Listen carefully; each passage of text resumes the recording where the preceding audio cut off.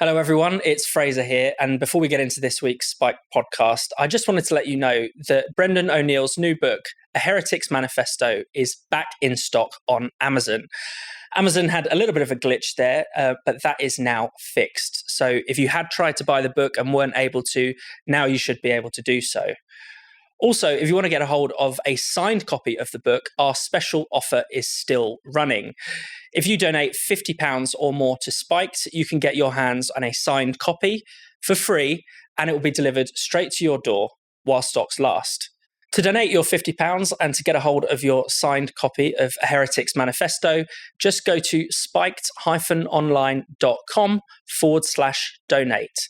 That's spiked-online.com/donate. And also, we'll throw in a year's access to Spiked supporters. That's our online donor community, which comes with all kinds of other brilliant perks, just as a way of saying thank you. Thanks for listening, and now on to the show.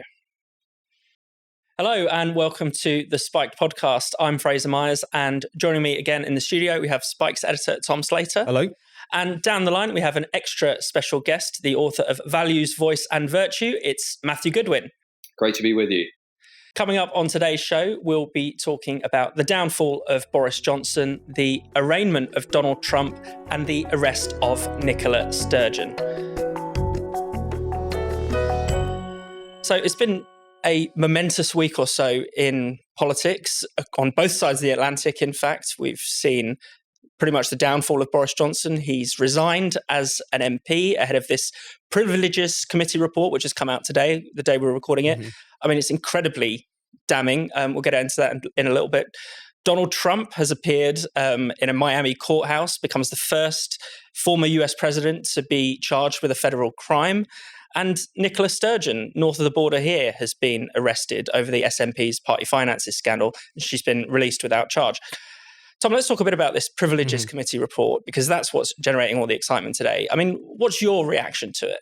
I can't help but feel that this is just the kind of last flourish of the years-long campaign now to get rid of Boris Johnson. I know saying that makes you some sort of crazy conspiracy theorist as far as the mainstream media are concerned, or some Boris booster, of which I'm neither, as it happens.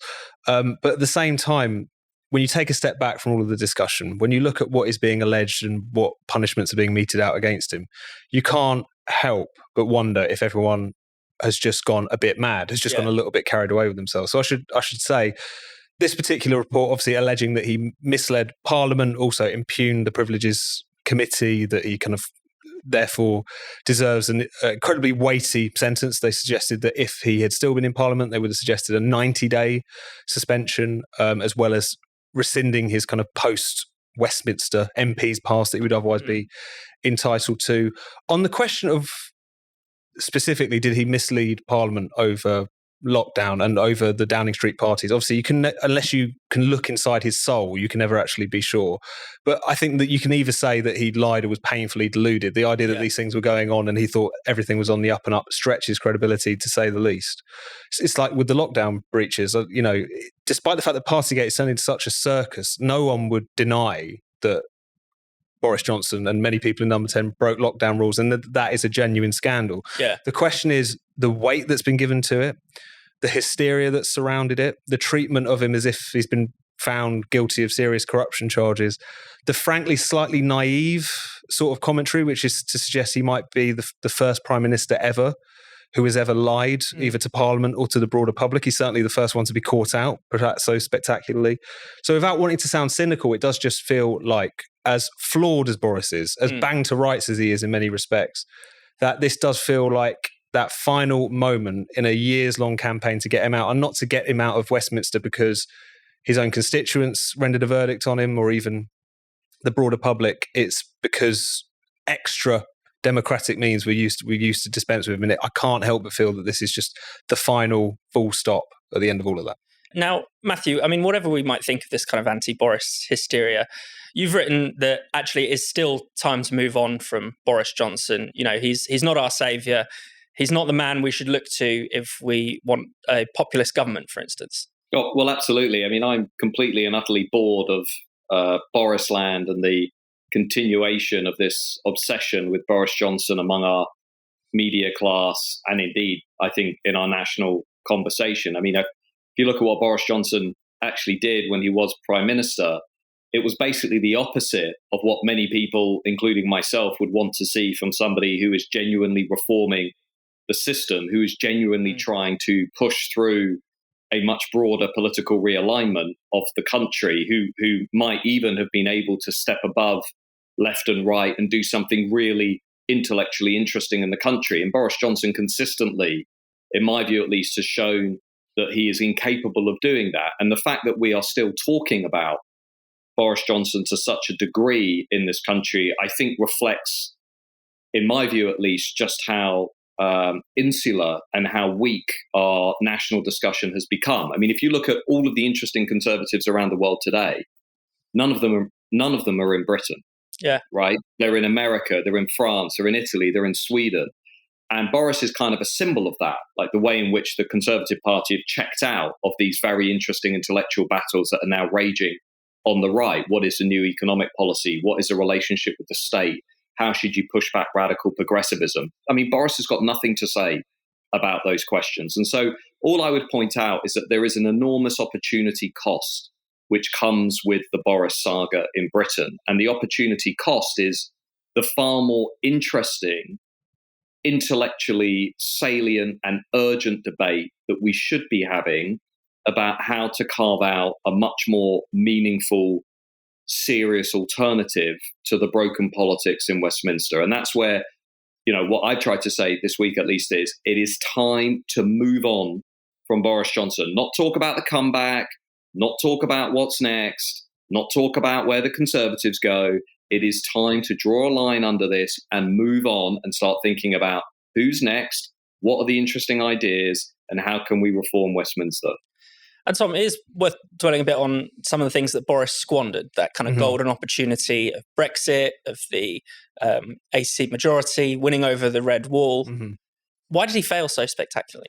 Well, I think there's so many different factors that are at play. I mean, we've talked a little bit about the very concerted campaign against him, but he shouldn't have been naive. Anyone who was trying to shake things up was always going to experience that kind of pushback. I think, especially when you're dealing with someone who really didn't like being disliked, he was almost particularly personally incapable of maybe kind of pushing in the direction that he might have pushed in.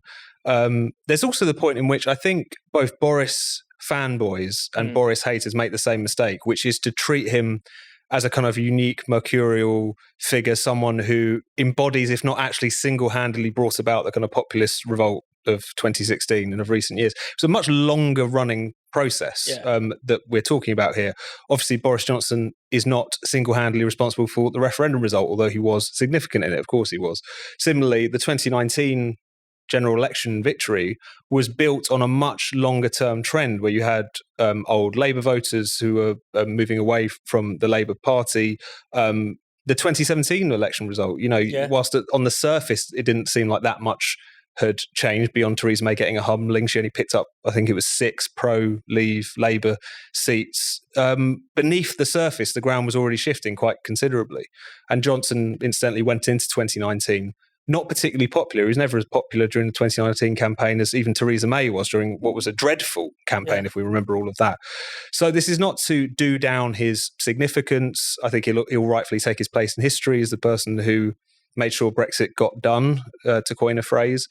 And I think no one can ever take that away from him. But at the same time, I think there's a tendency to think that when Boris goes, Brexit goes, as they say. When Boris goes, populism goes. They've personalised, the elites have personalised this particular threat because it's easier for them to deal with. It's also easier for them to dismiss. They can pretend that this guy just hypnotised the public rather than there being a much deeper revolt against the technocratic neoliberal establishment. But that's not what's happening. And as Matt's saying there, he's proven himself, despite all the campaigns against him, to be, you could most charitably say, a very imperfect vessel for that populist revolt. Yeah. So it's definitely time to look elsewhere. And now, Matthew, I mean, you mentioned the Conservative Party being dead. I mean, looking at it now, it just feels like a kind of technocratic wasteland. I mean, would you share that view of the current state of the Tories? I mean, it's become clearer than ever now that Boris has left. But I mean, maybe it was that anyway. Yeah, look, I mean, I think the Conservative Party is in a really serious existential crisis. I don't really think it knows what it is. I don't think it knows where it's going. I don't think it really knows who's voting for it. I don't think it knows how to inspire those voters. And I always say to people, it's really important to look at the British Conservatives through a comparative lens, because that's when you really get a sense of just how lost they are. You know, I was in Italy recently, and you look at the very interesting debate the Italians are having around big tech, gender identity, migration. You go to Sweden, the debate they're having around migration, around integration. You go to America, the debate they're having about changing the rights relationship with the states, around intervening in institutions to try and take on radical progressivism, around a new economic industrial strategy.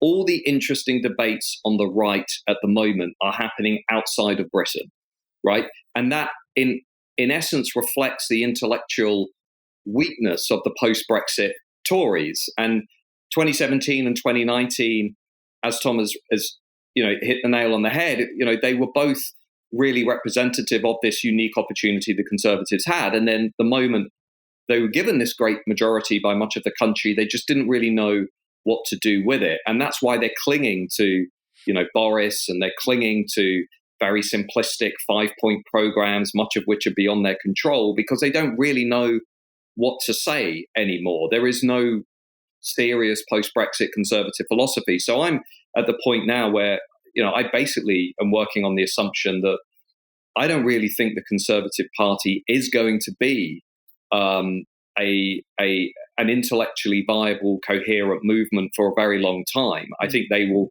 probably end up losing the election next year.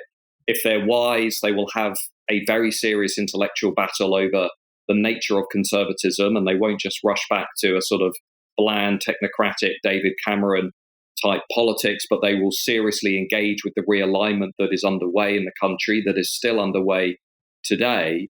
But I think for those of us who are interested in democracy, who are interested in reform, changing the existing institutions, we don't look at the Conservatives. Basically, there needs to be an alternative from outside of that party, because I don't really think it's capable at the end of the day of actually responding to the many voters who are out there who are wanting, a very clear cultural and economic message. So I suppose in a way I've come round to the Peter Hitchens school of thought, in that I just really don't think the Conservative Party, because of the parliamentary party, because of the donor class, because of the legacy of history and path dependency, because of where it's from, I don't think it's capable actually of delivering what millions of people in the country want to see.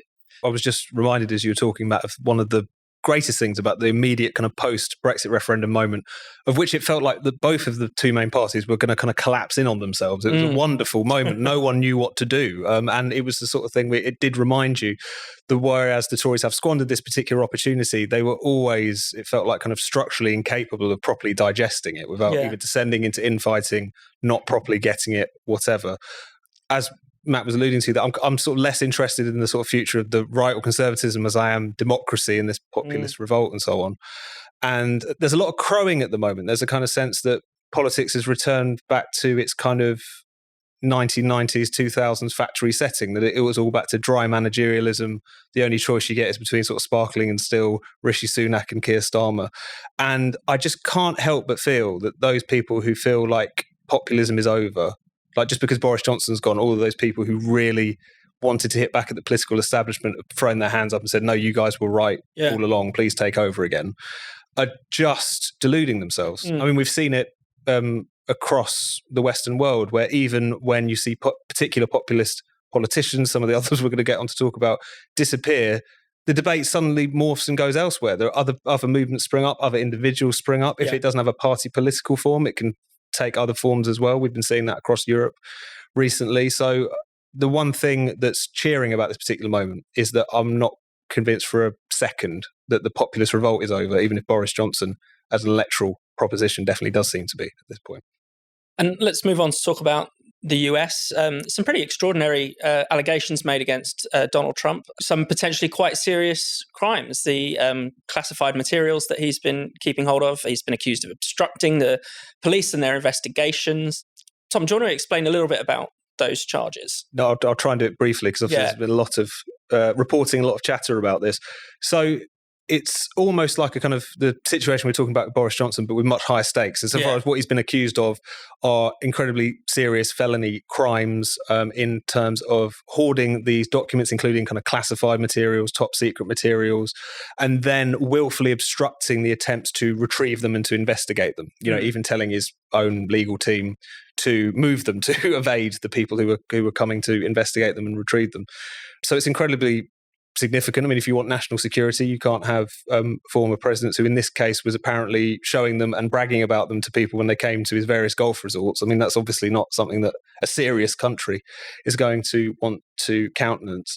But the problem is that these charges, as serious as they are and as bang to rights as Trump may well be, we'll see what happens in the course of the hearings, is the fact that it comes in the context in which the American institutions of justice have become incredibly politicized and very much aimed towards Trump.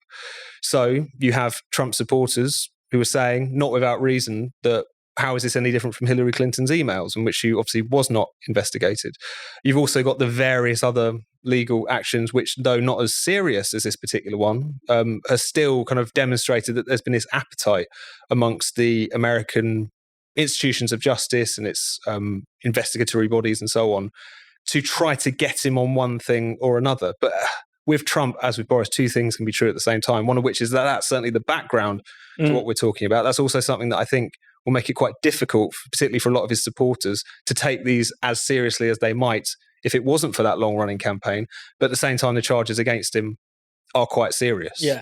And another example, not unlike Johnson, but on a slightly different level, shall we say, of his own particular failings, making it so much easier for the people who are out to get him.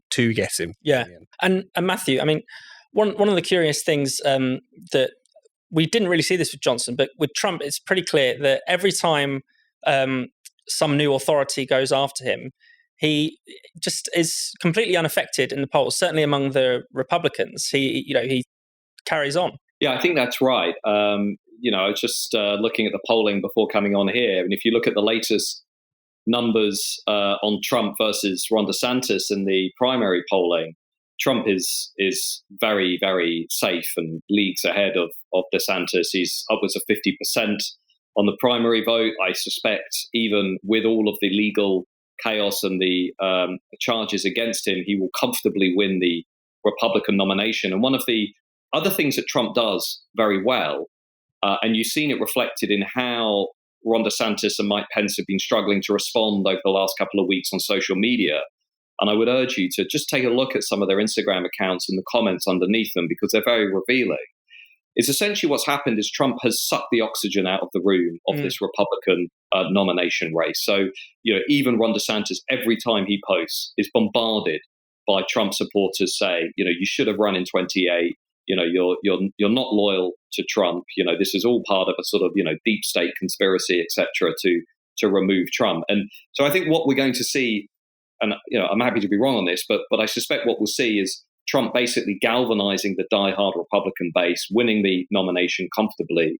But then, most likely, even if he is convicted, most likely going into the presidential contest, doing exactly what he did in the midterms, which is galvanizing moderates and independents to vote against Trump and for Biden. And this is ultimately the big problem for US politics, in that the moderates and the centrists who are mobilized now are mobilized in a way that they do view Trump as an existential threat to US democracy. And the charges that are underway, even if Republicans will say, look, this is all part of a conspiracy, this is all confirming my bias against the liberal class, et cetera, it will ultimately come down to the moderates and the independents. And as we saw in the midterms, they are mobilizing in a very big way because they see Trump and his candidates as a threat to US democracy. And that fundamentally is his problem, right? And now that DeSantis has been dragged into this problem too, because he's gone too early. I think in hindsight, DeSantis will regret running this time. I suspect he will look back and think he should have gone in 28, because, the moment is sort of rapidly fading, in my view, from DeSantis. So it's going to be a fascinating year. But just one final comment. Remember that, this all started in 2016. right? And one of the interesting things that you are now seeing on both sides of the Atlantic, and I think Tom alluded to this, is that for the people who really put their hopes in radical outsiders to shake up the system, to many of those voters, this is going to look like an establishment stitch-up to essentially silence those outsiders, to essentially take them off the chessboard. And that, in turn, is going to have unpredictable political consequences. There will be successors to these movements. There will be a successor to Trump. There will be a successor to Boris Johnson. There will be people who will seek to pick up the baton and continue to run with it. So that's why 24 is so important, because 24 is going to give us an insight into how those voters are reacting, whether they're staying at home, rejecting the system through apathy, or whether they're remaining loyal to their chosen candidates and their parties. And I think, what is clear is we've not got any resolution to 2016. We're still stuck in a way in 2016. We've not managed to get out of it. Yeah, and a lot of this kind of, you call it liberal authoritarianism, whatever you want to call it, respectable authoritarian is clearly a reaction to that moment, to that great rupture when the voters put their middle fingers up to the establishment. Oh no, definitely. And in America, it's been so pronounced. I mean, that to my mind is a much bigger threat to American liberal norms, as they always like to say, is the post-2016 reaction, particularly the post-2020 reaction, where you have a very concerted attempt to effectively try to get rid of the populist movement by dint of investigations, the law. I mean, even revelations of Merrick Garland, the Attorney General, sending the FBI after parents who were protesting at school boards against critical race theory and mask mandates and so on, let alone all of the kind of January 6th circus and so on. So all of that has been very, very pronounced. And to my mind, that as much as Trump has these authoritarian tendencies, his kind of right-wing snowflakery, his inability to believe that any election in which he doesn't win is ever actually legitimate, I think time and again, the Biden administration certainly has proven that he's a rank amateur when it actually comes to proper authoritarianism, if you like. But I think the thing about Trump is, and this is partly why this sort of ceiling appears to have been put so firmly in place in terms of his support, is because of the fact, particularly whilst in 2016 there was a kind of sense that he was a wild card, he was the outsider, there was still people could still take a chance on him and project certain things onto him and hope that something more fruitful might have come from it. But at the same time now, particularly kind of post the 2020 election, and indulging in these kind of wild conspiracy theories and acting in a genuinely anti-democratic fashion far as that particular result, that's not the basis on which a substantial, meaningful, decent sort of populism is ever going to be kind of formed. But it does feel like we've gone through the kind of wild cards, we've gone through that kind of phase of whatever it is that we've been living through, and it does feel like what we need now is something much more serious and substantial. The issue is, at the moment, it's not entirely obvious where that's going to come from and what kind of form it's going to take, I suppose. There's another thing that's changed, I think. If you look at Boris and Trump as the first wave of populists in power that were trying to deliver on that rebellion, I think what they have realized is that it's not enough to put the radical ideas out there unless you reform the institutions. And I think if we were to look at the next 5 years, both in the US and the UK, I think the theme of institutional capture and reform is going to become much more pressing, right? It's going to become much more visible in our politics. And that will be reflected in, you can see it in the UK, in the debates around Dominic Raab, Suella Braverman, the treatment of Boris Johnson. You can see it in the US around many people who were in Trump 1, his first campaign, saying the problem they really were confronted with is once they got into office, they realized they couldn't really enact all of the things they wanted to enact because of these administrative layers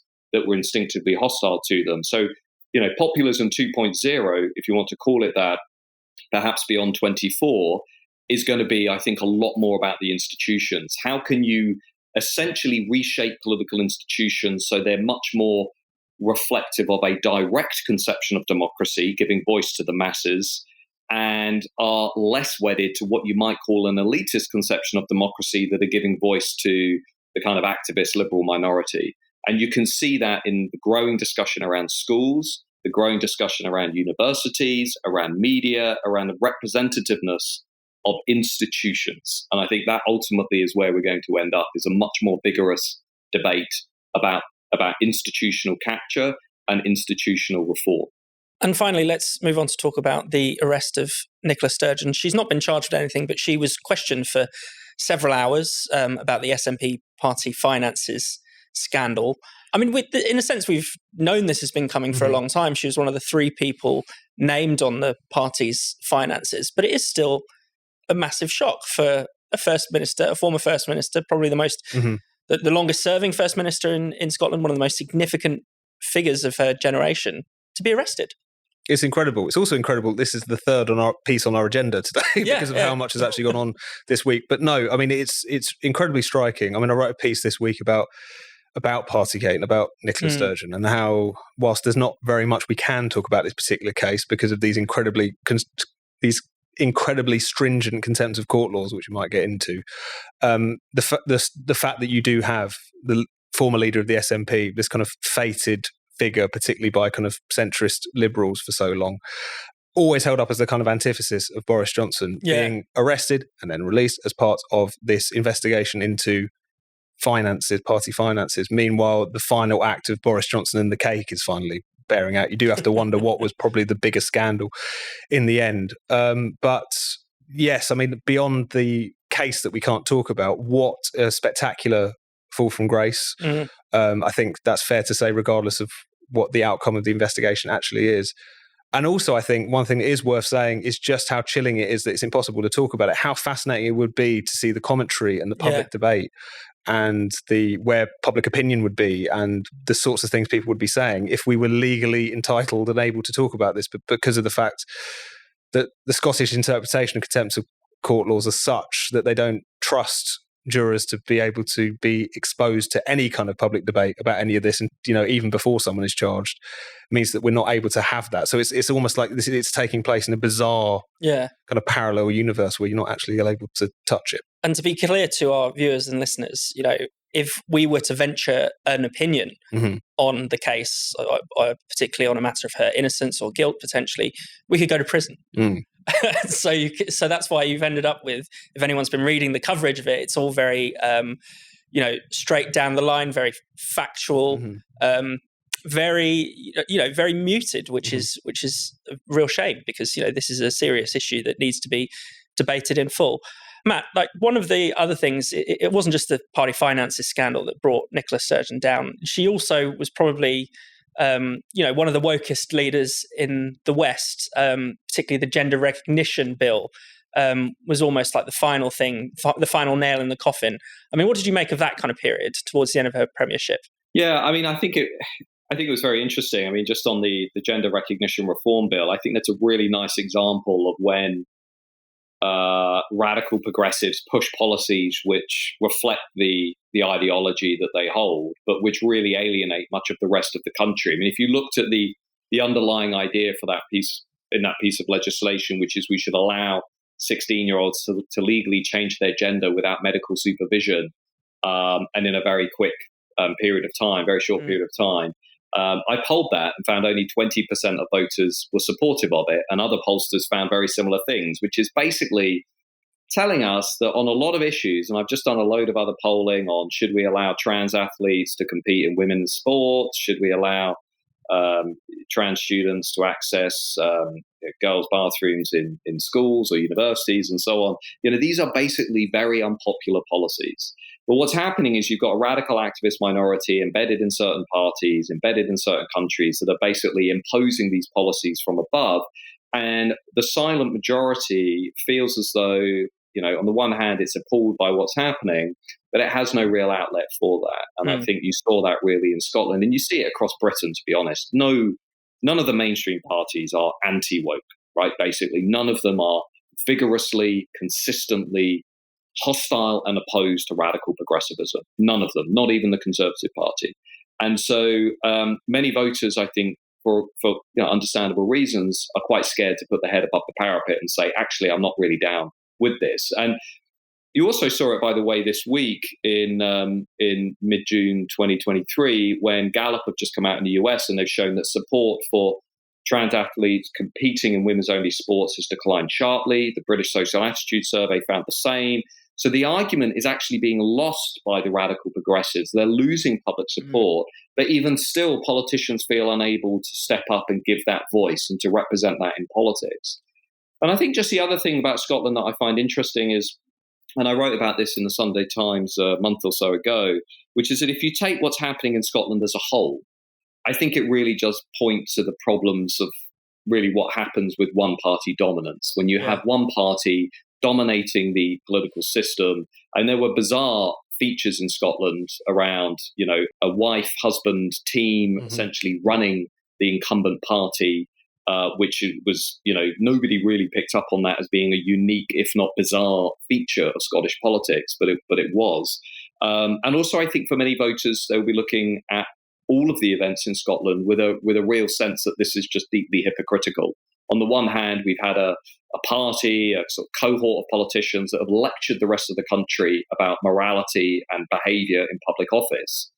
And then on the other hand, there's a series of reports and stories in the press concerning, what will appear to many voters to be morally questionable behaviour. And I think that goes to show that many of the people who perhaps have claimed to be more morally worthy, more morally righteous than the rest of the political class often are no such thing at all.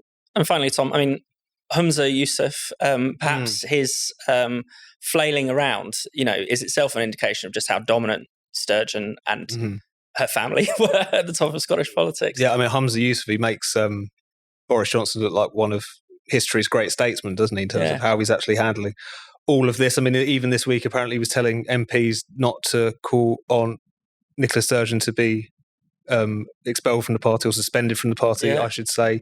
So reliant is he on Sturgeon's legacy? It's the only reason that he's actually there, despite the fact that he's such a bungler and has failed in every single ministerial brief he's ever been given. It is striking, though, just thinking back to the original collapse of Nicola Sturgeon's government over this gender recognition issue. I feel like that really for me sealed the debate that's been raging for some time, which is how important is this woke stuff really? Yeah. It's not really something which dominates certainly electoral politics. And yet here you had a political leader and a political party whose alleged project is to break up the United Kingdom. It's to get Scotland out of the Union. And yet she burnt the whole house down because she was convinced of this idea that there is no such thing as biological sex, and that letting people in possession of a penis into a women's prison is probably not a big deal. That, if anything, is going to put to bed this idea that this has not become the kind of ideology of the sort of left technocratic ruling class, if you like, then surely it's Nicola Sturgeon who, in the space of what feels like no time at all, has gone from being someone who dominated the Scottish political scene, who was fated, certainly south of the border, probably even more so than north of the border, who was seen really as an embodiment of all that was kindly and wonderful about a certain type of politics, but has had this spectacular fall from grace because the voters noticed what the commentators didn't, which is that far from being progressive and cuddly and liberal and so on, this is a very strange and a very damaging ideology which has taken hold. And hopefully, you would think, she serves as a cautionary tale to others, but I dare say she won't, at least where the elite are concerned. Thank you so much for watching the Spiked podcast. We'll be back next Friday. If you hit subscribe and click the bell, you'll never miss an episode. And in the meantime, why not check out all of Spike's other videos and podcasts on this channel? And for more Spiked content, find us at spiked-online.com.